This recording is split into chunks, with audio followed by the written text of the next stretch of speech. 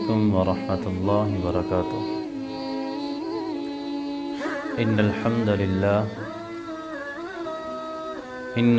للہ نحمده ونستعینه ونستغفره ونعوذ باللہ من شرور انفسنا ومن سیئات اعمالنا من يهده الله فلا مضل له ومن يضلله فلا هادي له وأشهد أن لا إله إلا الله وحده لا شريك له وأشهد أن محمدا عبده ورسوله أما بعد فأعوذ بالله السميع العليم من الشيطان الرجيم يا أيها الذين آمنوا كتب عليكم الصيام كما كتب على الذين من قبلكم لعلكم تتقون۔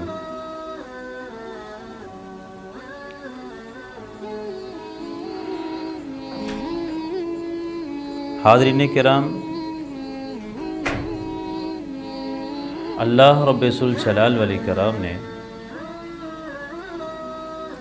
رمضان کے روزے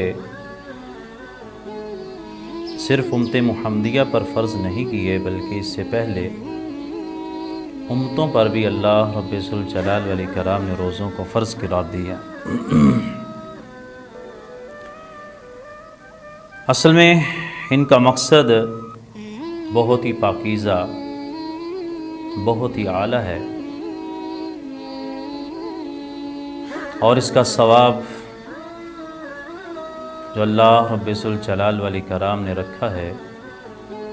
روزے داروں کے لیے، وہ بھی بہت بڑا ہے۔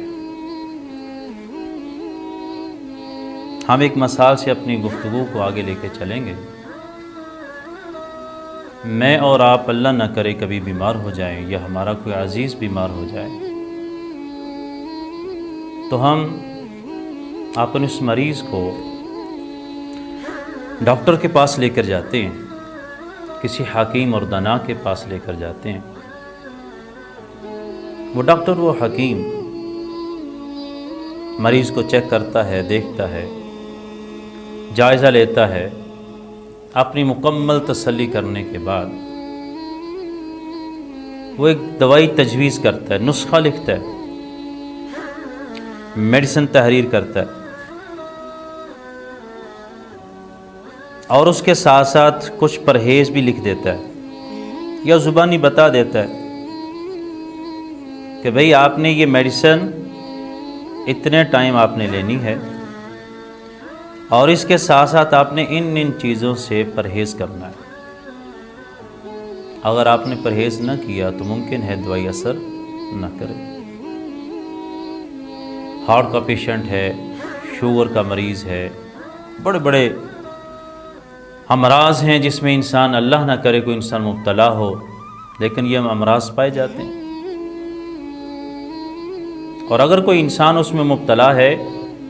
ہم ڈاکٹر سے وہ نسخہ لکھوا لیتے ہیں، اور بڑی احتیاط کے ساتھ ہم اس میڈیسن کو استعمال کرتے ہیں، اور جن چیزوں سے ڈاکٹر نے پرہیز بتایا ہے ہم وہ پرہیز کرتے ہیں۔ ڈاکٹر کون ہے؟ انسان ہے، اس کے پاس آسمانوں سے وحی تو آتی نہیں ہے، نہ ہی وہ انسان کے اندر کے معاملات کو جانتا ہے۔ اس کا اپنے ایک جائزہ ہے، تجزیہ ہے، اس کا ایک معائنہ ہے جس کو دیکھ کر اس نے مریض کا مرض دیکھا، اس کی تشخیص کی اور نسخہ لکھ کر دے دیا۔ ہمارا اس نسخے پر اتنا یقین ہوتا ہے کہ اگر ہم نے میڈیسن اسی انداز سے استعمال کی اور اس طرح پرہیز کیا تو ممکن ہے میں شفا یاب ہو جاؤں۔ میرے بھائیو، اللہ رب ذوالجلال والاکرام نے روزے کو بھی بطور دوائی ہمیں دیا ہے۔ یہ روزہ بھی ہمارے لیے ایک دوائی کی مانند ہے، جو صبح سے لے کر شام تک ہم نے کھانے پینے ہر چیز سے رک جانا ہے، اور اس مالک نے یہ دوائی دینے کے ساتھ ساتھ کچھ پرہیز بھی بتا دیے۔ جس طرح ڈاکٹر کی بتائی ہوئی دوائی کے ساتھ ساتھ پرہیز ہیں، ہمارا یقین ہے کہ اگر ہم نے پرہیز نہ کیا تو ممکن ہے یہ دوائی اثر چھوڑ جائے، یہاں پر بھی لمحہ فکریہ ہے کہ وہ مالک نے جو حکیم ہے، دانا ہے، انسان کے اندر کے معاملات کو جانتا ہے، جو انسان کی روحانی غذا اور جسمانی غذا سے واقف ہے، اس حکیم نے ہمارے لیے یہ دوائی تجویز کی ہے۔ اگر ہم نے اس دوائی کے ساتھ ساتھ وہ پرہیز کیے جو اس روزے کا تقاضا ہے، جو اس دوائی کا تقاضا ہے، تو عین ممکن ہے یہ روزہ، یہ دوائی ہماری جہاں پر جسم کی غذا بنے گا، جسم کی صحت و تندرستی کا باعث بنے گا، وہاں پر روحانی بھی شفا کا باعث بنے گا۔ ڈاکٹر کی دوائی تو صرف انسان کو جسمانی طور پر صحت دیتی ہے، لیکن یہ رب العالمین کی بتائی ہوئی دوائی انسان کو جسمانی جسم کے ساتھ ساتھ انسان کی روحانیت کو بھی غذا پہنچاتی ہے، شفا دیتی ہے۔ اور اگر ہم پرہیز کریں گے تو یقیناً وہ ثواب جو نبی کریم علیہ الصلاۃ والسلام نے فرمایا ہے کہ اللہ رب ذوالجلال والاکرام فرماتے ہیں الصوم لی وانا اجزی بہ، یہ روزہ میرے لیے ہے، جزا اس کی میں دوں گا۔ یہ کرامن کاتبین جو فرشتے ہمارے کندھوں پر بیٹھے ہوئے ہیں، یہ اس روزے کی جزا لکھنے سے عاجز ہیں، ان کے اکاؤنٹ فیل ہے، ان کی گنتی فیل ہے، ان کو علم نہیں ہے کہ ہم نے روزے کا ثواب لکھنا کتنا ہے۔ اس لیے میرے مالک نے کہہ دیا میرے فرشتوں تو نے صرف روزہ لکھ لینا ہے، اس کا جزا میں نہیں دیں گی، یہ جزا میری ہے، میں دوں گا۔ اور جس دوائی کھانے والے انسان کے بارے میں اللہ رب ذوالجلال فرماتے ہیں ہمیں تو انسان کے منہ سے بدبو محسوس ہوتی ہے، لیکن وہ مالک کہتا ہے وَلَا خُلُوفُ فَمِ الصَّائِمِ أَطْيَبُ عِنْدَ اللَّهِ مِن رِّيحِ الْمِسْكِ، روزے دار کے منہ سے جو نکلنے والی ہوا ہے یہ بدبو نہیں ہے، میرے نزدیک کستوری خوشبو سے بھی زیادہ قیمتی ہے۔ یہ دوائی اثر تبھی کرے گی، اس کے فوائد ہمیں تبھی ملیں گے، اس کے اجر و ثواب سے ہم تبھی واقف ہوں گے جب ہم اس دوائی کے ساتھ ساتھ پرہیز جو رب ذوالجلال نے یا نبی کریم علیہ الصلاۃ والسلام نے ہم کو بتائے ہیں، ہم ان کو پرہیز کو مد نظر رکھتے ہوئے اس دوائی کا استعمال کریں صبح سے لے کر شام تک۔ اور یہ پورا مہینہ یہ ہماری دوائی کا ایک پیریڈ ہے جس کی بنیاد پر ہم نے باقی سارے 11 مہینے گزارنے۔ اس روزے کی دوائی ہے اور اس کے پرہیز کیا ہیں، آئیے ہم اس کی طرف چلتے ہیں۔ اس روزے کے رب ذوالجلال نے یا نبی کریم علیہ الصلاۃ والسلام نے ہمیں کیا پرہیز بتائے ہیں۔ اگر ہم نے ان کا پرہیز نہ کیا، اگر ہم نے اس دوائی کے ساتھ ساتھ ان پرہیز والی چیزوں سے اجتناب نہ کیا تو عین ممکن ہے یہ دوائی اثر چھوڑ جائے اور جو ثواب رب ذوالجلال والاکرام نے روزے کا رکھا ہے اسے ہم محروم ہو جائیں۔ سب سے پہلا پرہیز جو اس روزے کا تقاضا ہے، جو اس دوائی کا تقاضا ہے، وہ یہ ہے کہ ہم اپنی نظروں کو اور اپنے کانوں کو پاکیزہ رکھیں، آنکھوں میں حیا ہو، کانوں کے اندر اللہ اور اس کے رسول کی بتائی ہوئی باتیں تو جائیں، لیکن جو نافرمانی والے جملے ہیں، نافرمانی والی چیزیں ہیں، وہ کانوں کے ذریعے ہمارے دل و دماغ پر اثر انداز نہ ہو۔ اگر تو ہم نے یہ پرہیز کیا روزے کے ساتھ ساتھ، ہم نے اپنی آنکھوں میں حیا پیدا کیا، اپنی آنکھوں سے ان مناظر کو نہ دیکھا جن مناظر کو دیکھنے کا اللہ رب ذوالجلال نے ہم پر ان کو حرام قرار دیا ہے، جو باقی 12 کے 12 مہینے، یہ مہینہ نکالنے کے بعد 11 مہینے وہ چیزیں ہم پر حرام ہیں، جب یہ ماہ مبارک آتا ہے تو اس میں وہ بالاولیٰ حرام ہو جاتی ہیں، ان کی حرمت میں اور اضافہ ہو جاتا ہے۔ اللہ رب ذوالجلال والاکرام فرماتے ہیں قُلْ لِلْمُؤْمِنِينَ يَغُضُّوا مِنْ أَبْصَارِهِمْ وَيَحْفَظُوا فُرُوجَهُمْ، مومنوں سے خطاب ہے کہ تم نے اپنی نگاہوں کو نیچا رکھنا ہے۔ یہ روزہ دوائی ہے اور اس دوائی کا یہ تقاضا ہے کہ تم اپنی آنکھوں کا، اپنے کانوں کا ان چیزوں سے اجتناب کرواؤ جو چیزیں اللہ رب ذوالجلال نے ہمارے لیے باقی 11 مہینے حرام کی ہیں، وہ اس 12ویں مہینے کے اندر بھی حرام ہیں۔ اور مومنات جو ہیں، خواتین جو ہیں، ان کے لیے بھی یہی حکم ہے، وَقُلْ لِلْمُؤْمِنَاتِ يَغْضُضْنَ مِنْ أَبْصَارِهِنَّ وَيَحْفَظْنَ فُرُوجَهُنَّ وَلَا يُبْدِينَ زِينَتَهُنَّ۔ جو مسلمان خواتین ہیں ان سے بھی اسلام نے یہی تقاضا کیا ہے کہ اپنی آنکھوں کی حفاظت کریں، ان آنکھوں سے ان مناظر کو نہ دیکھا جائے جن مناظر کو دیکھنے کی شریعت نے اجازت نہیں دی۔ آج کل کیا ہوتا ہے، ڈرامے سیریز چل رہے ہیں، میری مائیں اور بہنیں بیٹھی ہیں دیکھ رہی ہیں، غیر محرموں کا نظارہ ہو رہا ہے، مرد ہیں وہ بھی کر رہے ہیں، عورتیں وہ بھی کر رہی ہیں، جو کہ یہ ہماری اس دعائی کے خلاف چیزیں ہیں، روزے کے تقاضے کے خلاف ہیں یہ چیزیں۔ غیر محرموں کو دیکھنا، ان کے پوسٹر دیکھنا، اخباروں میں تصاویر دیکھنا، راہ چلتی ہوئی خاتون کو دیکھنا برابر ہے، سیم ہے، کوئی فرق نہیں ہے گناہ کے اندر۔ فیس بک پر کھولا ہوا ہے، فیس بک پر بیٹھے ہوئے تصاویر دیکھی جا رہی ہیں، اپنا ٹائم صرف کیا جا رہا ہے، آنکھوں کو لگایا ہوا ہے، آنکھوں کا گناہ کیے جا رہے ہیں۔ یوٹیوب کھولی ہوئی ہے، آنکھوں کا گناہ کر رہے ہیں، پیٹ میں روزہ ہے لیکن آنکھوں سے روزے کی جو پیٹ میں دوائی ڈالی ہوئی ہے، آنکھوں کے ذریعے اس دوائی کے اثرات کو ختم کیا جا رہا ہے، ان مضر چیزوں کو داخل کیا جا رہا ہے کہ جس کے ذریعے دوائی اپنا اثر چھوڑ رہی ہے۔ کانوں کے ذریعے ان چیزوں کو سنا جا رہا ہے جن کو سننے سے شریعت نے منع کی ہے، گانے، بے حیائی کی باتیں، غیر محرم خواتین سے گفتگو۔ اگر روزے نے بھی آپ کو نہ روکا، روزے کی حالت میں بھی اگر آپ نہ رکے تو پھر مان لیں یہ دوائی جو آپ نے پیٹ میں ڈالی ہے، نہ تو یہ دوائی آپ کے جسم کو فائدہ دے گی، نہ آپ کی روح کو فائدہ دے گی، اور نہ ہی آپ کے نام اعمال میں کوئی فائدہ دے گی، بے فائدہ چیزیں ہو جائیں گی ساری۔ انسان کو سوچنا چاہیے، ہم دنیا والوں کو دھوکہ دے سکتے ہیں، رضائی کے اندر، چادر کے اندر منہ دے کر، تنہائی میں بیٹھ کر موبائل پر اپنی من مرضی کے اسٹیشن دیکھ سکتے ہیں، آنکھوں سے گناہ کر سکتے ہیں، کانوں سے گناہ کر سکتے ہیں، لیکن یاد رکھنا وہ مالک قدیر، مالک الملک، رب العالمین، خالق کائنات، جس نے انسان کو پیدا کیا ہے، اس نے انسان کی آنکھوں سے پردہ اٹھا دیا ہے۔ ان السمع والبصر والفؤاد کل اولئک کان عنہ مسئولا۔ اللہ رب الجلال والاکرام فرماتے ہیں انسان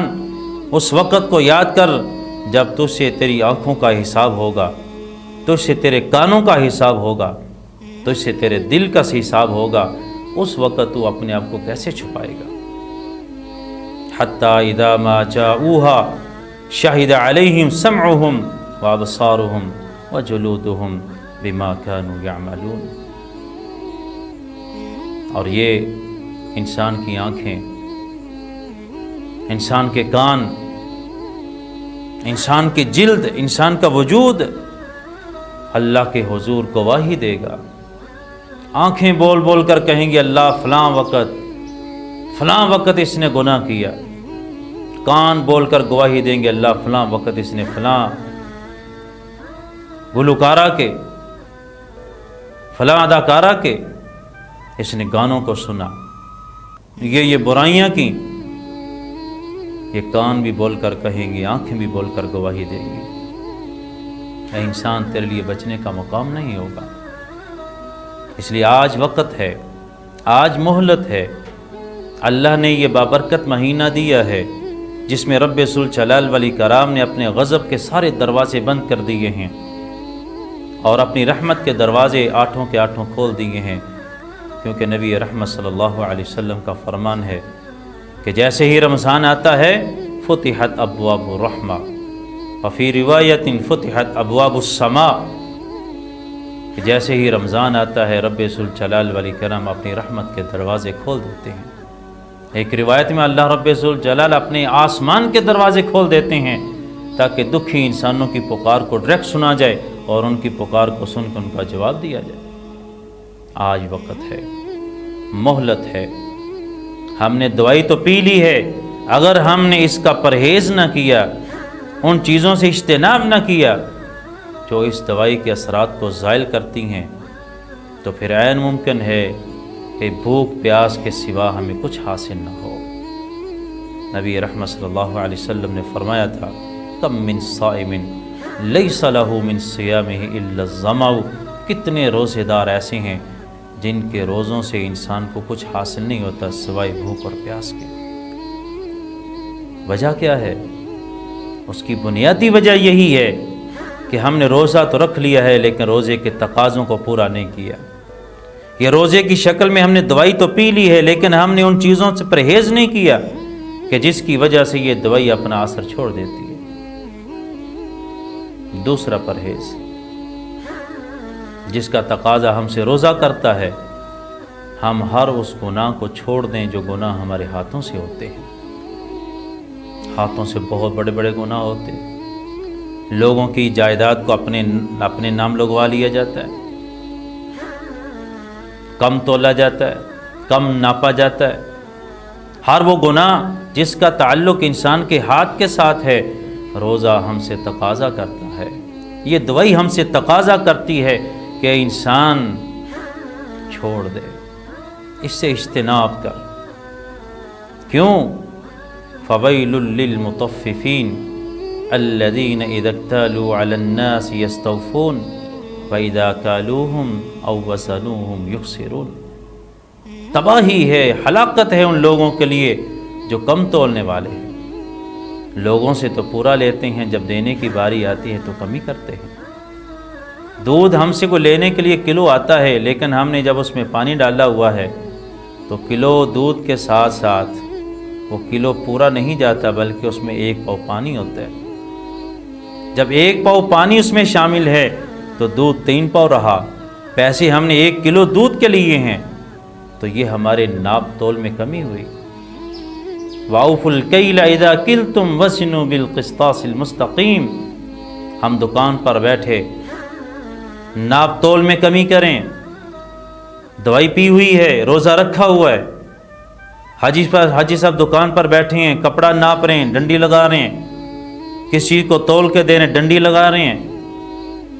ناپ تول میں کمی کر رہے ہیں، اور ہماری تمنا کیا ہے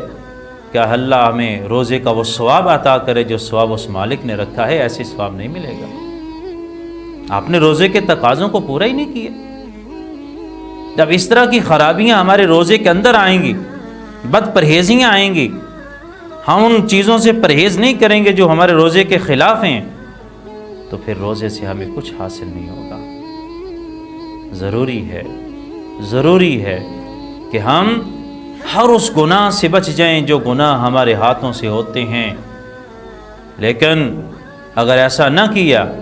اگر آج ہم نے اپنے آپ کو نہ سنبھالا، تو یاد رکھنا قیامت کا روز ہوگا، یہ زبان جو بہت تیز چلنے والی ہے، غلط دلائل کے ذریعے مقدمہ جیت جانے والی، غلط زبانی کے ذریعے کسی کو ہرا دینے والی، کسی کی چیز کو اپنے قبضے میں لے جانے والی، اللہ رب ذوالجلال کی عدالت میں یہ فعل ہو جائے گی۔ جس انسان کو اپنی زبان پر مان ہوگا، اللہ کی عدالت میں یہ گنگی ہو جائے گی۔ کیوں؟ اللہ کا قرآن کہتا ہے الْيَوْمَ نَخْتِمُ عَلَىٰ أَفْوَاهِهِمْ وَتُكَلِّمُنَا أَيْدِيهِمْ وَتَشْهَدُ أَرْجُلُهُمْ بِمَا كَانُوا يَكْسِبُونَ، آج ہم ان کی زبانوں کے اوپر تالا لگا دیں گے، مہر لگا دیں گے، ان کی زبانوں کو بند کر دیں گے، ان کے ہاتھ بول کر بتائیں گے کہ ہم نے کس وقت کس کے ساتھ کون سی زیادتی کی ہے، کس کے ساتھ کیا ظلم کیا ہے۔ کہ ہاتھوں کی گواہی ہوگی، انسان پریشان ہوگا کہ میرے ہی ہاتھ ہیں اور میرے ہی خلاف گواہی دے رہے ہیں۔ لیکن اللہ نے آج موقع دیا ہے ہمیں اپنے آپ کے سنوارنے کا۔